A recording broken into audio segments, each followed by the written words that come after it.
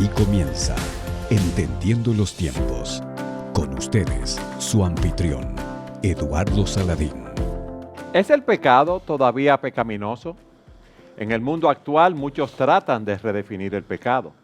Algunos dicen que es una construcción social. Otros dicen que es el resultado de problemas psicológicos y emocionales para los cuales la terapia es la solución y no el arrepentimiento. Hoy estaremos tratando este tema. ¿Es todavía el pecado pecaminoso? Y tenemos con nosotros a Sugel y a Salvador que estarán respondiendo todas nuestras preguntas. ¿Cómo están ustedes? Bueno, yo estaba bien hasta que tú dijiste que nosotros íbamos a responder todas las preguntas. Todas las preguntas que yo tengo aquí para ustedes. Pero hasta ese hoy. momento estaba bastante bien. Sí.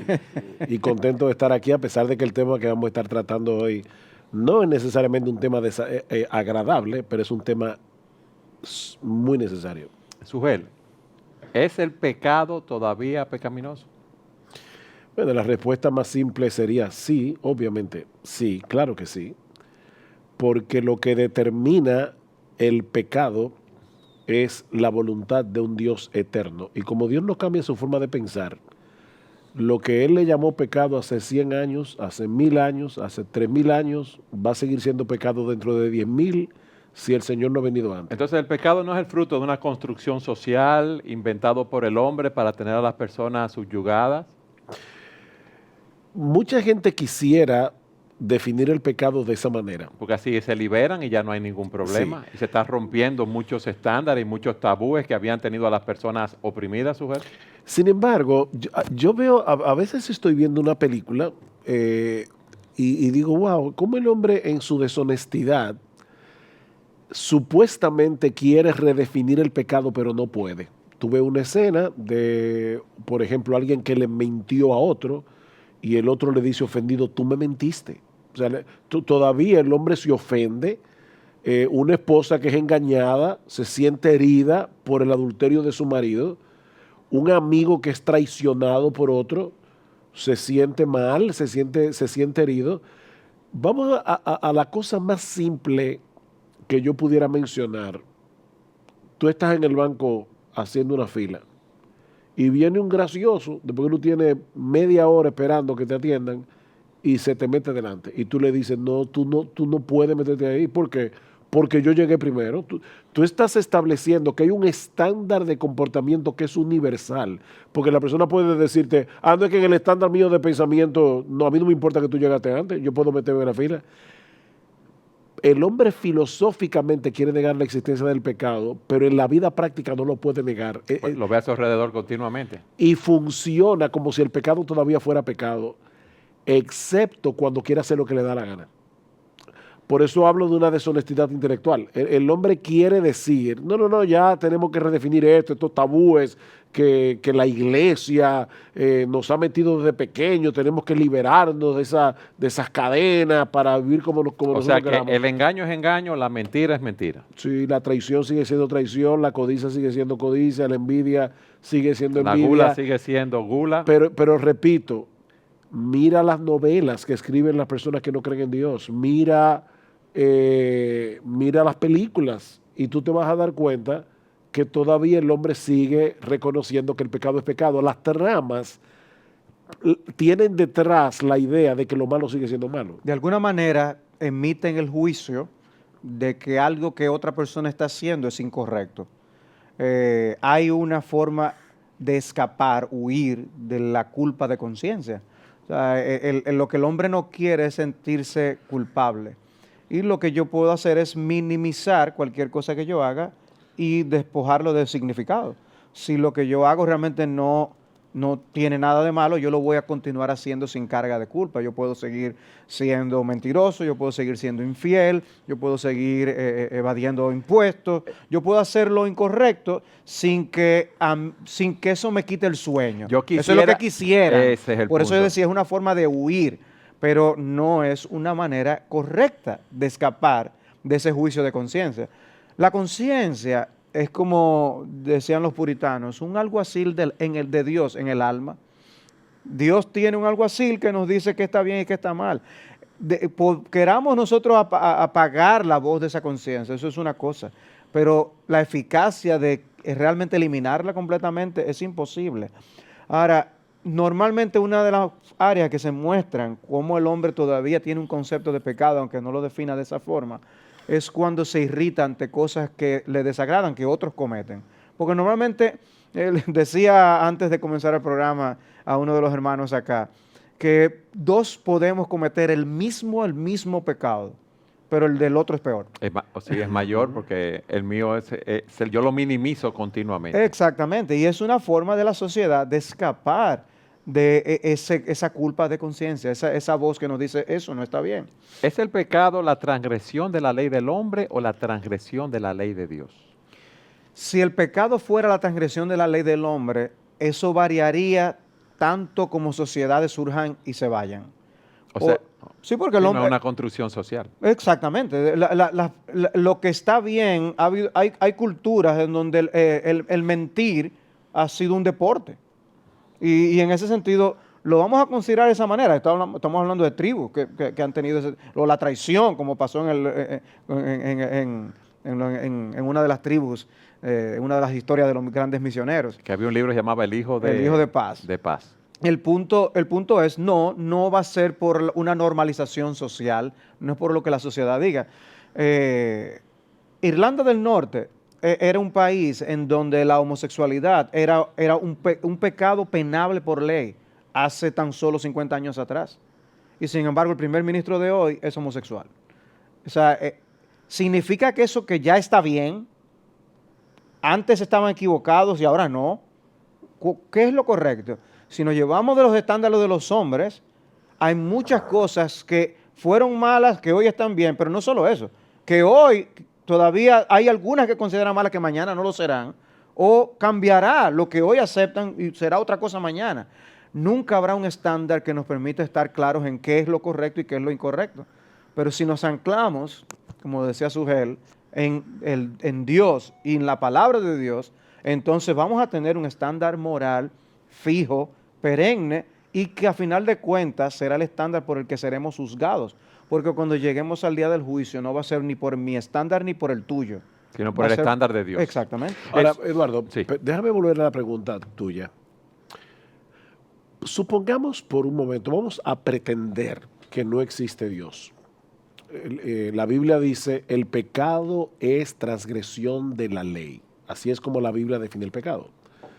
Hay una ley... Que no es la ley del hombre. No, que no es la ley del hombre, obviamente, y voy a demostrar ahora por qué. Hay una ley que el hombre transgrede, que el hombre viola y en ese sentido peca. Esa ley se puede violar de muchísimas maneras, no solamente con pecados escandalosos como el asesinato, el adulterio, puede ser la mentira, la envidia. Todo lo que la ley prohíbe, si es traspasado, es pecado. Pero vuelvo a lo que dije hace un momento, vamos a pretender que no existe Dios. Si no existe Dios, entonces tal ley universal que amarra y obliga a todos los hombres por igual no existe. Y por lo tanto, tampoco existe lo bueno y lo malo. Tenemos que eliminar el concepto de pecado. La pregunta es, ¿cómo pudiera la humanidad convivir si el concepto de pecado no existe?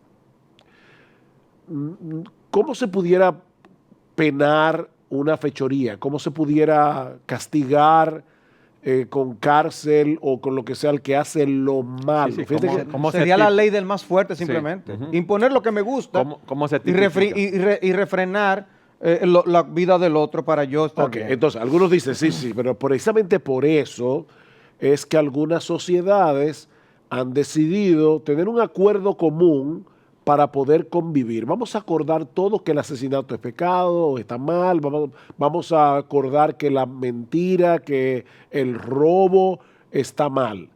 Bien, y entonces, ¿qué hacemos cuando una persona de esa sociedad visita a otra que ha decidido tener estándares diferentes? Ahora que está en boga el tema de la inmigración. De la inmigración y de las culturas mixtas, aisladas, okay. Minoritarias. De la cultura alguien minoritaria. te dirá, no se adapta a la cultura del lugar donde llega o a las leyes del lugar donde llega. Eso es lo que te va a decir otra persona. No, yo puedo decir, sí, pero ¿por qué razón tú quieres obligarme a mí a decir que yo quitarte a la O porque esposa tú tuya está mal? Eso Porque sería... es que yo me enamoré de la esposa tuya, ¿por qué está mal? Te O van sea, a decir, tú estás en mi terreno, tú estás en mi propiedad, y aquí la ley que rige la ley mía, no o la sea, tuya. que si tuviéramos en el terreno mío, no importa que yo te la quite. Mira, a la larga, Está mal, el no sabemos. punto es que la humanidad no puede sobrevivir sin el Sí, concepto de pecado. Entonces, es por esa razón que el ateo tiene que vivir de capital prestado. ¿Qué significa eso? Tiene que pedirle prestado al cristianismo su sistema de valores, claro, a conveniencia. O sea, yo cojo y dejo lo que me gusta, lo que no me gusta. Pero tiene que pedirle el sistema de valores. Es como en la novela Los hermanos Karamazov de Dostoyevsky. Uno de los hijos de este individuo es ateo, hay un padre que es ridículo y un tipo de despilfarrador, y uno de los hijos lo mata. Entonces, resulta que el ateo de la familia, cuando se entera que su hermano ha matado a su papá, lo recrimina. Y entonces el tipo le dice, pero yo no te entiendo, tú me dijiste a mí que no existe Dios, y ahora tú me estás recriminando que porque yo maté a papá, eso estaba mal. ¿Y por qué? ¿Tú eres un fraude? No, porque él te puede decir, sujeto, eso es el fruto de una construcción social que hicieron los ancianos en la antigüedad y ese conjunto de leyes está ahí, nosotros nos regimos por eso y ponen a Dios aparte. Pero yo no estoy obligado. O sea, es que ningún hombre, como ser humano, tú tienes exactamente la misma autoridad que yo. Como ser humano, somos iguales. Y por lo tanto, si a mí no me da la gana... Aunque hay algunos más iguales que otros. Claro, como diría Orwell en La Granja. El punto es que yo puedo decirte, sí, pero es que que a mí no me da la gana de aceptar tu construcción social. Entonces no me obligues. ¿Por qué tú me quieres obligar? Y me está diciendo a mí que yo tengo que ir bajo las normas tuyas. Porque eso es lo que va a generar, conforme esa persona, una convivencia pacífica. No hay ningún ¿Por qué el mundo está como está ahora Por mismo? eso es el caos, porque cada quien quiere hacer su propia ley, vivir como a él le parezca. Y ese es el problema.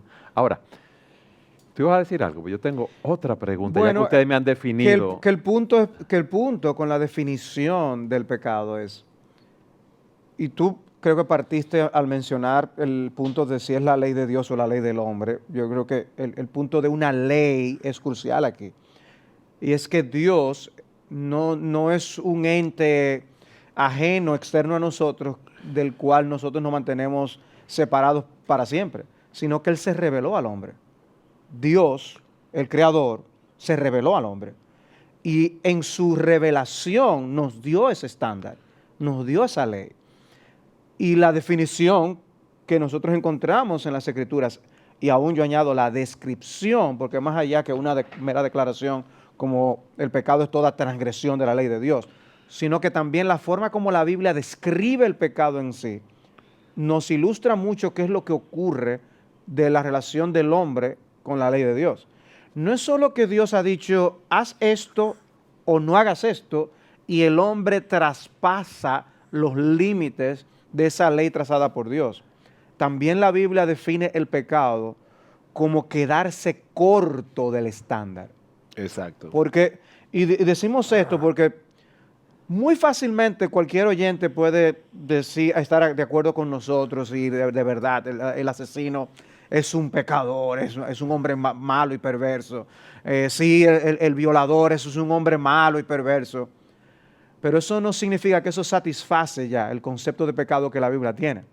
Porque para la Biblia, como decíamos, el mentiroso también es un pecador y ha afrentado a Dios. El que da las espaldas a Dios, el que menosprecia a Dios, el que no toma en cuenta a Dios, también es un pecador. Se queda corto de la ley de Dios. Vamos más lejos, Salvador. El individuo que le da limosna a un pobre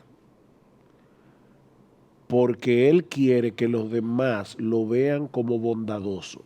En otras palabras, darle limosna al pobre es su departamento de publicidad personal. Él está pecando. Sí, porque él está buscando destacarse él y no que Dios sea glorificado. Exactamente. Con su bondad. Él está haciendo lo bueno entre comillas, por una mala motivación. Y esa mala motivación convierte eso bueno en algo Ya ustedes malo. están hablando de política otra vez. Déjame, bueno, se está acabando No te preocupes, ok. no te voy a interrumpir, Sujén, no hay problema. Vamos a suponer por un momento que nosotros tenemos aquí un rey bueno, recto y justo. Y ese rey quiere de verdad lo mejor para sus ciudadanos. Y él sabe cuáles son las normas que deben regir a esa sociedad de individuos que él ama para que vivan felices, en paz, para que les vaya bien. El hecho de que ese rey les dé una ley que refleje esas normas es una bondad.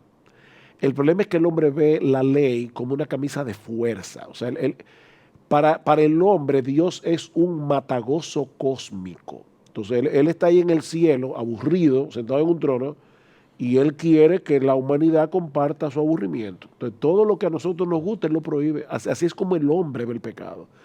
No, o la ley de Dios, mejor dicho, no el pecado, la ley de Dios. No lo ve como el padre bueno que cuando entra en la cocina y ve a su niño de 4 años jugando con un cuchillo afilado, se lo quita de la mano porque sabe que ese cuchillo le puede hacer daño. Es por la bondad y el amor de Dios que Él nos ha dado su ley. Vamos a plantear esto de otra forma. ¿Qué pasaría si existiera tal rey, bueno, justo y recto, y él quiere que sus súbditos vivan bien, pero él decide no revelarle cuáles son sus normas? Y él dice, bueno, intenten a ver si ustedes la descubren por ustedes mismos. Sería una locura. Bueno, una familia que tiene un padre que es difícil de complacer, porque nada de lo que hacen le satisface ni le agrada. O sea, ¿qué es lo que está bien y qué está mal? ¿Cómo yo debo vivir? Entonces las personas, si desconocen la ley de Dios... pero descúbrelo, ¿tú quieres que yo te lo diga también?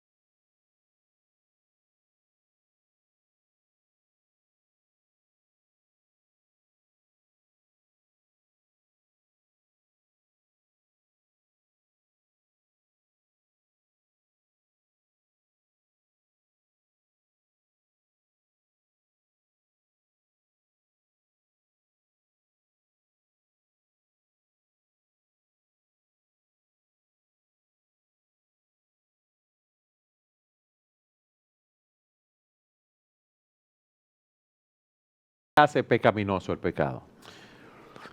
Como dice nuestro programa, qué buena pregunta. Mira, la mayoría de las personas que todavía aceptan el concepto de pecado lo ven desde el punto de vista de cómo afecta a otros seres humanos. Pero lo que en realidad hace pecaminoso el pecado es que viola la ley de Dios y por lo tanto es una ofensa contra Dios, es una traición contra Dios. Dios nos creó y al crearnos, Él tiene derecho sobre nosotros. Él tiene derecho para determinar cómo nosotros debemos vivir, cuáles deben ser nuestras motivaciones. Y como yo decía en el segmento anterior, Dios es bueno. No solamente que Él es soberano, Él es bueno. Y por lo tanto, todo lo que Él manda es para nuestro bien. Cada vez que nosotros pecamos, estamos pecando contra Dios. O sea, algunas personas dicen, pero ¿cuál es el problema de que una persona sea homosexual? Si no viola a ningún niño, si no... Él practica, de hecho, él practica su homosexualidad con su marido y ellos están de acuerdo en eso. Es un asunto personal entre ellos dos. Como dicen, son dos adultos que han Exacto. decidido La convivir pregunta es juntos. cómo Dios ve eso. Porque si Dios lo ve mal, el pecado sigue siendo pecaminoso, aunque, claro, ellos están afectando muchas cosas más de las que ellos están viendo. Pero vamos a ponerlo de otra forma. Imagínate un hombre en el desierto, solo, absolutamente solo, y esa persona comienza a maldecir a Dios. Él está pecando. Él está haciendo lo malo ante los ojos de Dios. El pecado es pecaminoso porque ofende a Dios, porque transgrede la ley de Dios, porque es una traición contra Dios, porque es una violación contra el propósito para el cual Dios nos creó. Por todas esas razones, Es interesante, el pecado ¿no? es pecaminoso. El lenguaje de David en el Salmo 51. O sea, él había pecado groseramente contra Betsabé y contra Urías. Y sin embargo, como él dice, contra ti solo he pecado. O sea, ciertamente contra ti, a Dios les decía. Pero no dice contra ti y contra Urías y contra Betsabé. No dice, en un sentido, lo que yo hice fue contra ti. Esa conciencia de Dios con la que el hombre debe vivir está ausente en la sociedad moderna. Y esas personas entonces que dicen que ellos son libres para emborracharse, para ver pornografía, para practicar una conducta homosexual, con cosas contrarias a la ley de Dios entonces. Bueno, no es libre por dos razones. En primer lugar, no es libre porque yo nací en un mundo creado por Dios y por lo tanto ya yo me debo a Él. Sea que yo lo reconozca o no, yo me debo a Dios. Es como si en un país, para hablar de leyes humanas, el gobierno determina que hay que pagar un impuesto y tú no te enteraste por alguna razón y el impuesto sobre la renta viene sobre ti. Ellos tienen derecho como quiera a sancionarte. Pero yo nací libre. Porque no lo eres. Porque tú no puedes alegar desconocimiento. Tú naciste en un territorio donde hay una ley. Sí. Bueno, lo que yo estoy diciendo es, nosotros nacimos en un universo que está regido por el Dios que lo creó y por lo tanto, no, yo no soy libre como yo lo pienso. Pero en segundo lugar, yo no soy libre. Y ahí es donde nosotros tenemos que entrar en ver la mecánica de cómo opera el pecado en el hombre. El pecado opera a través de mis deseos. Y por lo tanto, el individuo que está esclavizado a ver pornografía, que está esclavizado al alcohol, que está esclavizado al juego, cuando él practica esos pecados, él no está actuando como un hombre libre, él está actuando como un esclavo. Una pregunta a este punto. Entonces, eso no son enfermedades, como lo quieren etiquetar. No. Las personas adictas a la pornografía, como si fueran enfermos al alcohol. La palabra adicción es una palabra que está de moda y es más fácil decir yo soy un adicto a decir yo soy un idólatra. La Biblia a las adicciones le llama idolatría. ¿Qué quiere decir eso? Que en realidad el individuo que está atado al alcohol, él está buscando en el alcohol lo que solamente Dios puede darle y por lo tanto él está adorando a otro Dios. El que está esclavizado a la pornografía, él es un idólatra que está buscando en el sexo ilícito, está buscando lo que solamente Dios le puede dar. Porque, déjeme hacer un paréntesis aquí. Hay un libro escrito por C.S. Lewis que se llama Cartas del Diablo a su sobrino. Y básicamente lo que C.S. Lewis dice en ese libro es un diablo más experimentado le está enseñando a un diablito más novato cómo tentar de una manera adecuada, a un diablo junior, exacto, que está tratando de enseñar cómo tentar a los seres humanos. Hay una parte donde C.S. Lewis le dice, mira, yo te veo que tú estás usando mucho los placeres para tentar, ten cuidado, porque recuerda que el placer lo inventó el enemigo, o sea, el enemigo es Dios. Dice, en todos los 1000 años que nosotros hemos hecho el intento, nunca hemos podido inventar uno solo. En otras palabras, el pecado o el placer pecaminoso en realidad es una distorsión de algo bueno creado por Dios. Si nosotros viéramos a Dios de esa manera veríamos que la verdadera felicidad, el verdadero gozo, el verdadero placer está en la obediencia. Mira, hay algo que en la forma del pensamiento humano que se llama figuras mentales. O sea, nuestro pensamiento está formado de ideas, conceptos y figuras mentales. Esas figuras mentales son importantes porque actúan a través de tus emociones. Por ejemplo, si al oír la palabra santo, lo que tú te imaginas es a un santurrón, hipócrita, hipercrítico, un fariseo, tú vas a rechazar el concepto de santidad, porque la figura mental que te has creado de santidad es esa. Cuando yo voy a la Biblia, yo veo en la Biblia que más bien asocia la felicidad, la alegría y el gozo con obedecer a Dios. Salmo 19, la ley de Jehová es perfecta que convierte el alma. El mandamiento de Jehová es puro, tus mandamientos son puros que alegran el corazón. Tus mandamientos alegran el corazón. Déjenme ponérselo de esta manera a las personas que nos están mirando. ¿Cómo sería una sociedad donde se guardaran los 10 mandamientos? Imagínate una sociedad donde todo el mundo tuviera a Dios, al Dios vivo y verdadero como su único Dios. Donde todo el mundo adorara a Dios de una manera correcta. Donde todo el mundo apartar un día de cada 7 solamente para tener comunión con ese Dios. Que no hubiera robo, no hubiera violaciones, donde todo el mundo, donde todos los hijos respetaran y honraran a sus padres y honraran a las autoridades, a los policías. Bueno, ni siquiera habría que haber policía porque todo el mundo respetaría la autoridad. Donde nadie mintiera, donde nadie codiciara lo que el otro tiene, donde nadie le quitara la mujer del otro y no hubiera hogares rotos, donde nadie robara. ¿Cómo sería esa sociedad? Sería genial. Muchos te dirían que aburridas. No, sería genial vivir ahí. ¿Tú sabes lo que paraíso? Que tú puedes confiar en que una persona te dice, no, mira, mañana yo te voy a llevar eso. Y tú sabes que mañana te lo va a llevar. Mañana te pago, mañana aunque te entrego el producto. Aunque seas albañil o herrero. Porque los albañiles tienen fama de no cumplir. Si algún albañil nos está viendo, ojalá que sea un albañil diferente. Pero, ¿cómo sería la sociedad? Sería el paraíso. El problema no está en el mandamiento, el problema está en el pecado que me hace resistirme a querer obedecer el mandamiento. ¿De dónde proviene entonces ese pecado que me hace resistirme? ¿Por qué yo soy así, Salvador? Comenzamos con el hecho de que Dios hizo al hombre recto y el hombre se corrompió. O sea, eso es lo que vemos que ocurrió en el huerto del Edén, eso vemos lo que ocurre. Satanás viene a ser ahora uno que procura por todos los medios que el hombre se una a él en su rebeldía contra Dios. El pecado es rebeldía contra Dios, obstinación y amor hacia el pecado. Pero cada uno de nosotros viene a este mundo ya con ese chip de fábrica del pecado.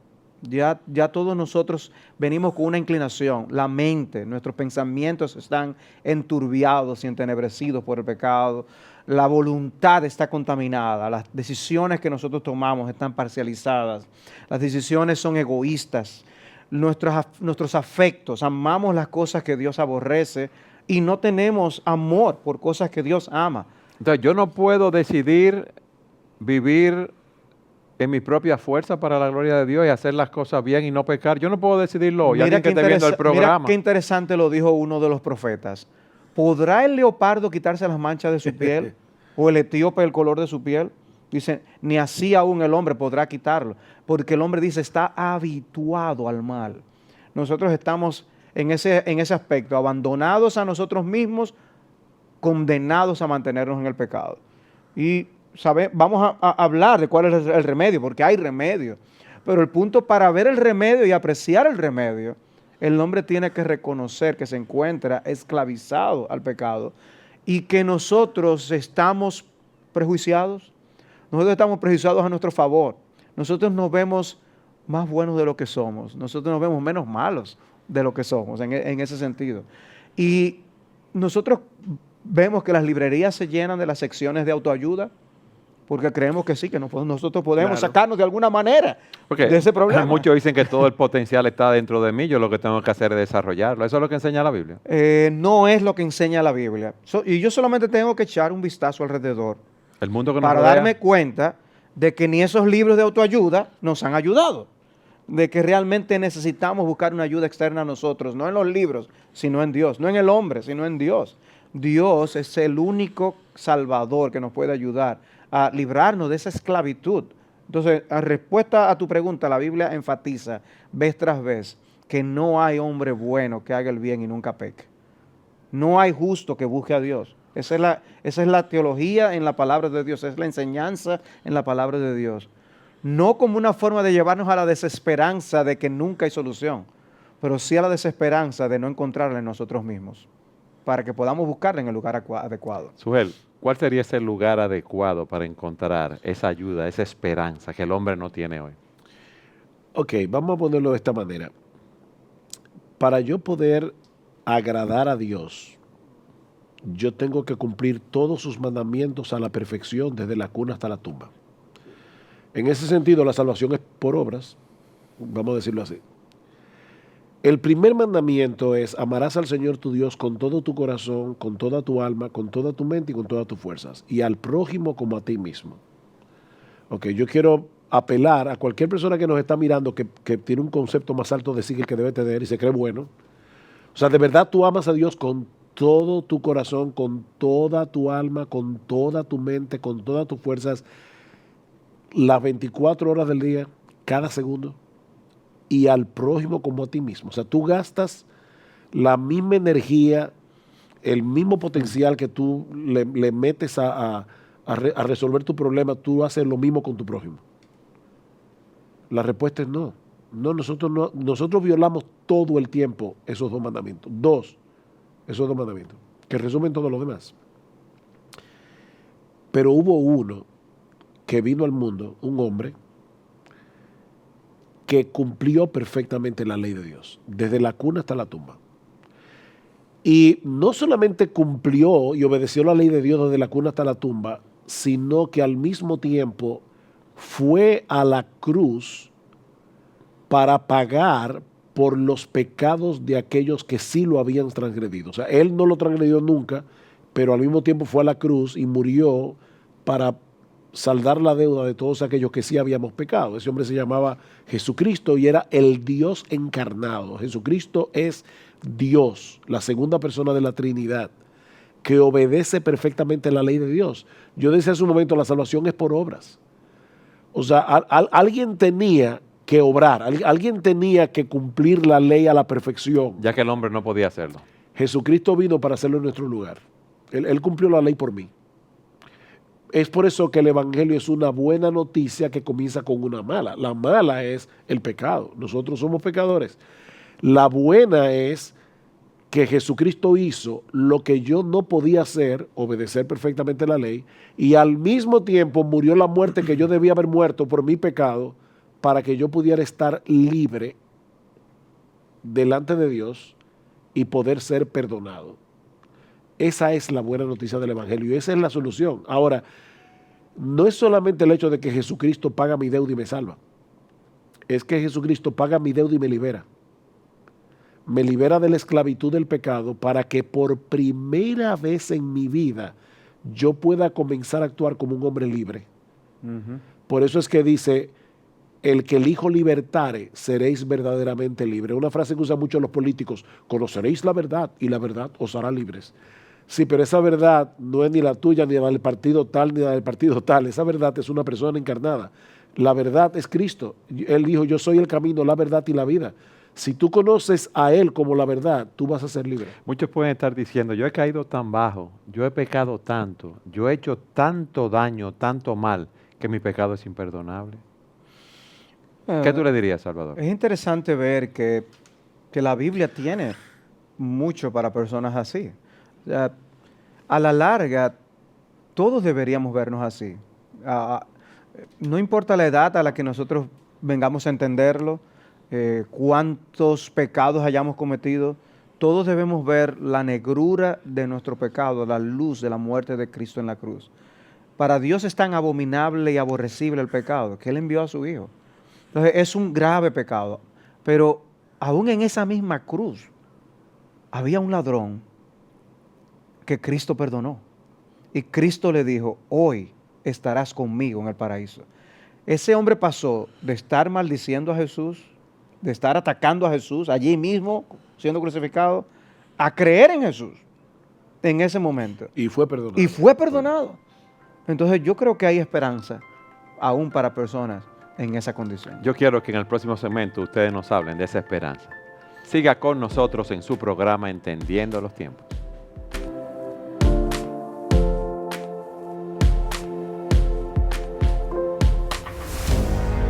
10.000 citas edificantes, compiladas por Salvador Gómez Dixon. Citas edificantes son expresiones breves que dicen mucho.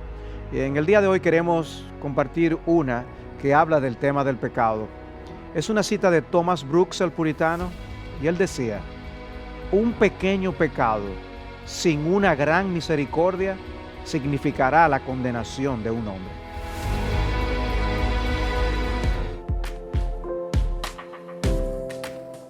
Salvador, hay personas que están mirando nuestro programa, quizás tienen vidas destruidas, no tienen esperanza, no saben cómo salir de la situación en la cual se encuentran, atrapados por su pecado, por la bebida, por las drogas, diferentes situaciones.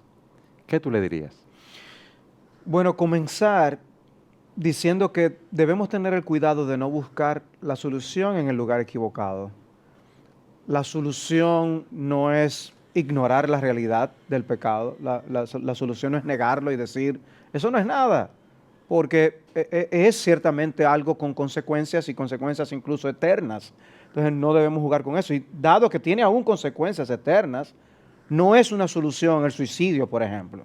Yo tratar de evadir esa realidad de mis problemas, quitándome la vida, es añadir otro problema y quizás traer complicar la solución ya eternamente. Entonces, hay que tener cuidado de en dónde buscamos la solución. Hay muchas soluciones humanas que los hombres pueden buscar al problema de la esclavitud y de las consecuencias del pecado, que debemos evitar. ¿Dónde hay esperanza? Hay esperanza en Dios, como hemos dicho. Ahora, el pecado es multifacético. Hablamos de la culpa del pecado. Hablamos del hecho de nosotros ver que hay una esclavitud por el pecado. O sea, Cristo nos da una solución tanto para la culpa como para esa esclavitud.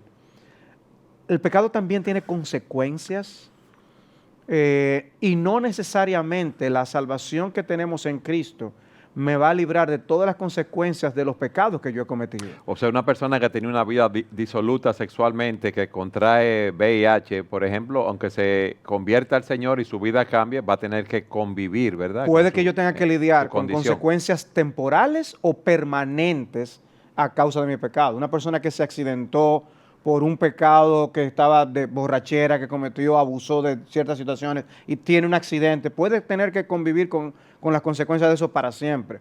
Pero quiero llamar la atención a esa diversidad de aspectos del pecado, porque para poder llevar al hombre a pensar en que esa esperanza es real y que esa esperanza es multifacética también, así como lo es el pecado. Cristo entonces puede quitarme la culpa de conciencia, darme paz, que yo pueda dormir tranquilo en la noche, aún viviendo con alguna de las consecuencias de mi pecado. O sea, Dios nos da paz. Dios trae tranquilidad y sosiego a un alma perdonada. Es saber que ya yo no tengo conflictos con el Todopoderoso, que yo puedo comparecer ante el día del juicio y ya yo soy perdonado, que Cristo me dio una vestimenta nueva de justicia con la cual puedo comparecer ante el día del juicio y ser absuelto. Eso es una gran noticia. Pero antes de dar ese paso, yo debo reconocer cuál es mi condición y dejar de estar culpando a otros de mi condición y dejar de estar diciendo que lo mío es una enfermedad. Correcto. Sino debo reconocer que soy un pecador, que he transgredido la ley de Dios y que solamente Él puede darme esa libertad que yo necesito. Amén. Antes de yo poder ser salvo, necesito asumir la responsabilidad total de mi pecado. Puede ser que yo haya sido provocado por alguien, por ejemplo, y me airé pecaminosamente y le dije cosas que no debí decirle. Fue mi pecado. Yo no puedo decir, bueno, pero es que él me provocó. Sí, hubo una provocación, pero mi pecado sigue siendo mi pecado. Hasta que yo no asumo, perdón, Eduardo, mi responsabilidad, yo no voy a buscar la solución de mi pecado. Pero la persona que te dice, yo soy alcohólico porque lo mío es una enfermedad, porque mi padre era alcohólico y yo también soy alcohólico. O las personas que te dicen, yo tengo problemas con la ira porque yo crecí en una familia donde había mucha violencia, en un vecindario donde había mucha violencia. Entonces eso no es así. Hoy día se habla mucho de las consecuencias de las familias disfuncionales y ciertamente una familia disfuncional tiene consecuencias. Ahora, yo quisiera preguntar, en el mundo entero, ¿cuántas familias funcionales habrá? Que de alguna forma no hubiera cierto grado de disfuncionalidad, porque estamos en un mundo caído, lleno de pecado. Es que es más fácil echarle la culpa a otro. Oh, sí. Exactamente, o sea, es lo que hace Adán. La mujer que tú me diste por compañera, ella me engañó y yo comí. Entonces, siempre estamos buscando la culpa en el otro o tratamos de aminorar nuestra culpa. Yo recuerdo en una ocasión, un joven homosexual fue a mi oficina y me dijo que había venido porque su familia descubrió que él era homosexual y lo obligó prácticamente a buscar ayuda. Ya de por sí comenzamos mal, pero yo le decía, ok, yo estaría dispuesto a ayudarte, pero quiero hacerte una pregunta. ¿Tú naciste, tú crees que tú naciste siendo homosexual o tú crees que eso fue algo que tú escogiste? Y él dijo, no, fue algo que yo escogí, un patrón de vida que yo escogí. Digo, bueno, tú tienes esperanza, tú tienes esperanza. Y te voy a decir algunas cosas al respecto. Yo creo que yo mencioné eso en un programa anterior. Yo conocía a la familia de este individuo y yo sabía que había elementos en su familia que lo hacían vulnerable a ese pecado. Vulnerable. Podía ser más propenso. Exactamente. Pero una cosa es que tú seas vulnerable a un pecado y otra cosa es que tú seas obligado a pecar. Yo le decía, mira, para yo lavar mi carro, yo necesito 5 cosas. Tener el carro sucio, porque no lo voy a lavar si está limpio. Tener el carro sucio, necesito un paño, agua, jabón y tiempo. Ahora, yo puedo tener el carro sucio, agua, jabón, un paño y tiempo, y eso no me obliga a lavar mi carro. Yo tengo que decidir lavarlo. De igual manera, tú puedes tener una mamá dominante, puede haber crecido sin una figura paterna, tú puedes haber sido criado entre mujeres, un montón de cosas. Es más, mira, tú pudiste haber sido violado, y todo eso definitivamente juega un papel en la decisión que tú vas a tomar más adelante, pero tú puedes decidir no hacerlo. Por la gracia y la misericordia del Señor, en ese momento mi consejería no surtió efecto. Pero años después, ese muchacho se entregó al Señor y ahora está sirviendo a Cristo y es un hombre nuevo, fue regenerado por la obra del Espíritu Santo. Entonces hay esperanza. Hay esperanza cuando tú reconoces tu pecado. No es terapia lo que yo necesito. Es arrepentimiento. Yo necesito venir a Dios en arrepentimiento y en fe, confiando únicamente en la obra que Jesucristo hizo con su vida, muerte y resurrección. Alguien puede estar preguntándose, ¿y qué es el arrepentimiento? ¿Cómo yo me arrepiento? ¿Qué debo hacer, Salvador? Bueno, el arrepentimiento es parte de lo que la Biblia llama la conversión. La Biblia llama al hombre a convertirse, convertíos. Y es una media vuelta, es un giro de 180 grados que el hombre tiene que dar en su manera de ver las cosas, en su manera de percibir y sentir hacia las cosas, en su voluntad, como hemos dicho. Ya, si la contaminación abarca al hombre completo, la transformación del arrepentimiento abarca al hombre completo. Eso quiere decir que yo voy a empezar a ver las cosas como Dios las ve, voy a empezar a sentir por las cosas que Dios siente y voy a tomar determinaciones y decisiones según lo que Dios dice acerca de esas cosas. En otras palabras, lo que Dios llama pecado, yo lo voy a llamar pecado. No lo voy a excusar, no le voy a echar la culpa a otro. Voy a poner el dedo acusador sobre mí mismo. Por eso dice la Biblia que el Espíritu de Dios vino precisamente para traer al hombre convicción de pecado. Porque dejados a nosotros mismos, vamos a pensar bien de nosotros. Pero es crucial, como decía Sugel, que nosotros veamos el pecado por lo que es, para poder tener el remedio que Dios nos da. Entonces yo voy caminando, como Sugel nos decía, siguiendo mis propios ídolos, mi vida de placer, entonces doy una vuelta, una media vuelta. Y es posible. Y me vuelvo hacia Dios. Exacto, es posible. Es interesante tú ver lo que ocurre en la carta, la epístola de Pablo a los tesalonicenses. Eso estaba buscando ahora mismo. O cómo os volvisteis de los ídolos a Dios. Porque no es solamente hacer una parte, volverme de los ídolos. Porque ese vacío se va a llenar con otro pecado. Es volvernos de los ídolos, de esa cosa que amamos tanto, a Dios. Es amar a Dios de esa forma. Es Dios el único que puede satisfacer nuestro corazón de la manera que Dios lo diseñó. Y en ese sentido, el paso completo es volvernos del pecado pero volvernos a Cristo, buscar su misericordia, satisfacer nuestras almas en Dios, deleitarnos en Dios. En ese sentido, es importante aclarar que la fe y el arrepentimiento son dos obras de gracias distintas, pero que no podemos separar. En otras palabras, la solución es un arrepentimiento creyente o una fe arrepentida. Imagínate que yo estoy mirando ahora mismo con esta silla giratoria, estoy mirando hacia acá. Si yo diera media vuelta y comenzara a mirar del otro lado, ¿cuántas acciones yo he hecho? ¿Una o dos? Son dos acciones porque yo me volteé de un lado para ir a otro lado, pero en realidad son dos acciones que se comprenden en una sola. Entonces, no es simplemente arrepentimiento. Cuando el arrepentimiento viene sin fe, ya no es arrepentimiento, es remordimiento. Y hay personas que sienten remordimiento por su pecado. Judas, por ejemplo, dice la Biblia, que sintió remordimiento cuando se dio cuenta de lo que su traición a Jesús había provocado y fue y se ahorcó. Pedro, que también traicionó a Jesús y lo negó 3 veces, cuando vio a Cristo en el Sanedrín siendo golpeado y todo lo demás, dice que Cristo miró a Pedro y él recordó las palabras que el Señor le había dicho, tú me vas a negar 3 veces, y dice que yendo fuera lloró amargamente y Pedro llegó a ser uno de los grandes pilares de la iglesia. ¿Por qué? Porque él confió en Cristo. Entonces no se trata simplemente de sentir dolor por el pecado, es abrazar a Cristo por la fe, como aquel que vivió la vida que yo no pude haber vivido y murió la muerte que yo debía haber muerto en la cruz del Calvario. Eso es fe. Entonces una persona puede tener remordimiento porque ve su condición, lo mal que está, el daño que ha hecho o por cómo se ha expuesto socialmente, porque ha sido descubierto en su pecado, en su maldad. Pero eso no es arrepentimiento entonces, Salvador. Claro, es lo que nosotros vemos en el típico ejemplo de Judas.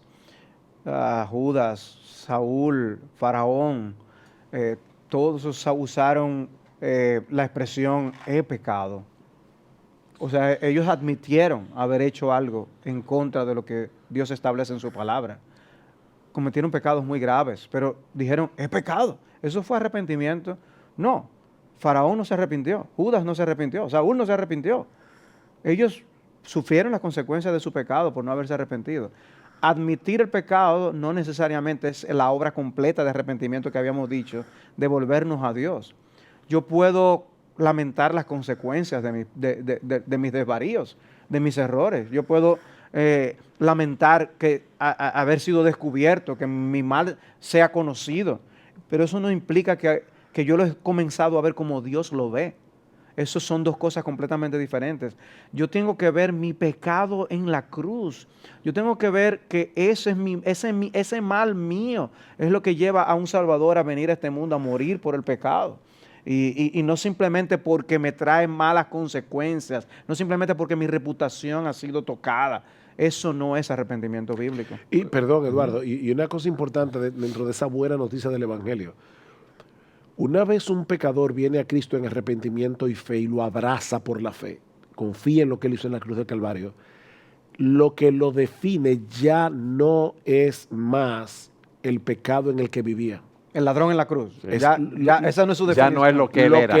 Su identidad está en Cristo. Oigan este texto, Pablo escribiendo a los Corintios. Corintio era una ciudad muy perversa y mucha de la gente que vino al conocimiento del Señor habían venido de una vida muy depravada.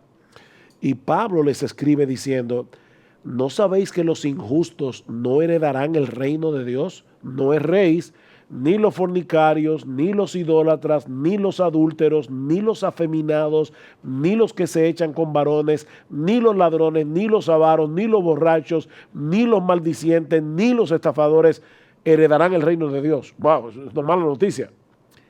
Y esto erais algunos. Esto erais algunos.